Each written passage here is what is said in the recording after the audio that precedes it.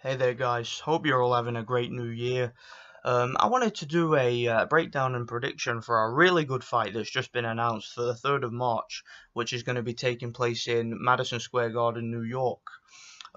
Sergey Kovalev, the WBO light heavyweight champion, is going to be defending his title against the current IBO light heavyweight champion, Igor Mikhalkin. Now, I've known about Igor Mikhalkin for a while, and I actually think that this is a really interesting fight. Now, Mikhalkin is a Russian light heavyweight contender who is based in Hamburg, Germany. He has fought quite a few of his fights in Germany. However, he's developed a bit of a reputation as a road warrior in recent years. The guy's fought a lot of opponents in their backyards. He's fought all over the place. The guy's fought in Sweden, he's fought in France multiple times, and he's also fought back in Russia too. I believe he's only fought there once. I believe he may have also fought in Poland too. I'm not 100% sure of that, but I know from what I remember that he has been all over the place. This is a guy that does like to travel, and he's faced some decent opposition. He defeated Tommy Oosterhausen, who was a undefeated South African. I believe that fight took place in Germany. Oosterhausen was a guy that I remember from several years ago. He was the IBO champion at super middleweight for a while. However, he was way too big for the division. He was like 6'4.5" and that, a big, massive, tall, lanky southpaw, and he had to move up to light heavyweight. And he was undefeated, 27-0 going into the fight against Mikhalkin, and lost the fight by a wide unanimous decision. In fact, I think he lost pretty much every round, so that was quite impressive. Now, his opposition hasn't been the best. However, like I said, he's fought decent European level opposition.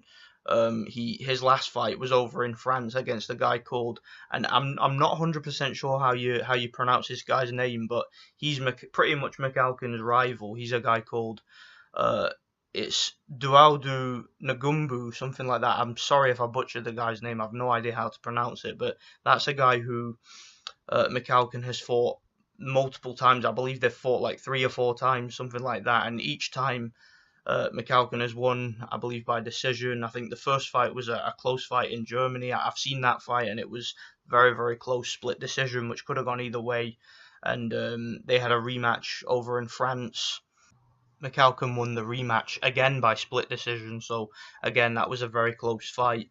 They then had I believe it was a third fight. Yeah, they fought 3 times, and the third fight was a clear unanimous decision win for Mikhalkin. And that was after the Tommy Oosterhausen fight where he won the IBO title. He's also the former European light heavyweight champion. So, we've got a guy here who is a solid, decent European level contender who has held a world title.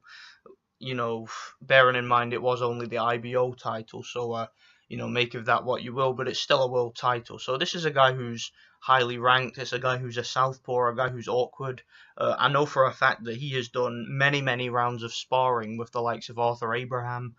So obviously he's been a sparring partner for some, championship level training camp. So this is a guy who's a decent, credible opponent for Kovalev, and a decent first title defense for Kovalev. It's a guy with an awkward style.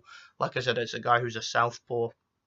It's a guy from Russia, so that they could build up a bit of a local rivalry there, even though the fight isn't taking place in Russia. I mean, let's be real, the fight really should be taking place in Russia. I mean, it makes no sense for two Russian fighters to be fighting in America against each other. I really don't understand that one at all. I mean, the fight would certainly be a heck of a lot bigger, with a local crowd, but for whatever reason, it's taking place in America. Both of these guys like to fight on the road. They're both road warriors, so it is what it is. It's going to be a good fight. Now, I'm going to be going with Sergey Kovalev to win the fight, despite the fact I think it's an interesting fight. I think it's going to be an interesting test.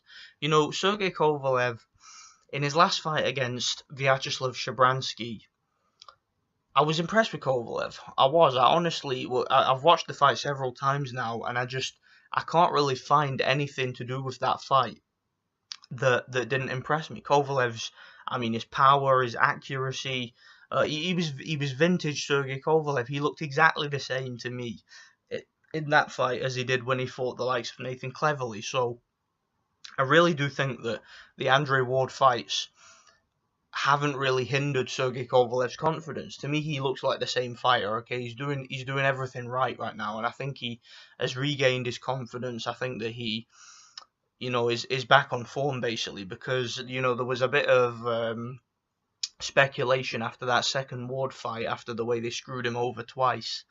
There was speculation that perhaps Sergey Kovalev would go off the rails. Perhaps he didn't have like the mental stability to really deal with that and come back stronger. But it seems as if that's not true. It seems as if he has come back stronger, and he's taken on this fight. And I mean, Shabransky was I guess you could say that Shabransky was kind of made for Kovalev stylistically, which is why I can't really say, although I was impressed with Kovalev, I can't really say that destroying Shabransky so easily means he's going to destroy this guy so easily, because I do think that Mikhalkin is a better fighter than Shabransky.